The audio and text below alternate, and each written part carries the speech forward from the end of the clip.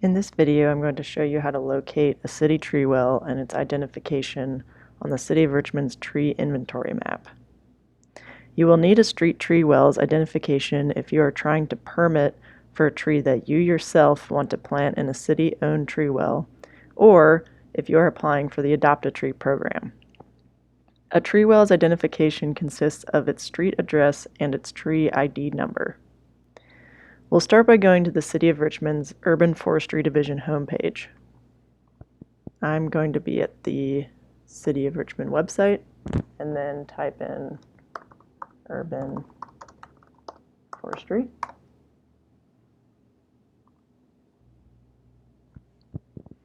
Once you're there, you'll then scroll down until you see the tree inventory mapping application, and you'll want to click on the link for the interactive map.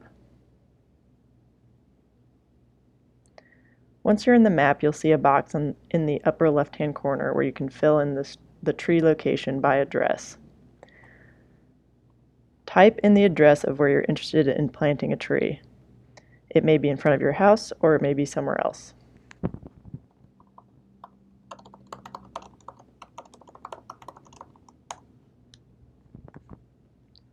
Once you hit enter, you'll be taken to the address and you'll be able to see where trees and vacant wells are indicated on the map. And I'm just going to zoom in on my location.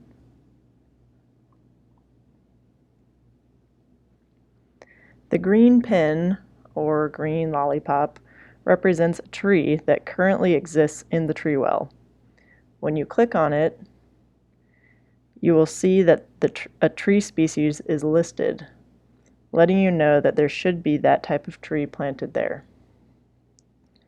An empty square represents an empty tree well. You'll see that under species that it instead says vacant site, as well as an indication of what size tree at maturity needs to be planted there.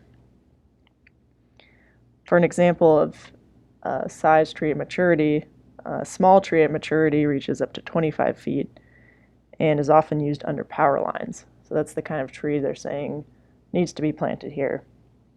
If you need to learn more about the size of tree at maturity, you can find more resources on the Tree Lab permitting page where you found this video. You'll see when you click on either a tree or an empty well that it is associated with an address and a tree ID number. These are the two pieces of information you need for your tree permit or Adopt a Tree application, so the arborists know exactly which tree well you are referring to. Now, it's important to note here that this map is not completely up to date. You may see a tree indicated in a spot that you'd know for a fact has no tree. That is perfectly fine. What you need from the map is the address of the tree well and the tree ID number, so the arborist knows where to go to survey the site. It will be obvious from a site inspection whether or not a tree is in the well. Keep in mind that the street tree permitting process is only for trees that you yourself would like to plant on public property.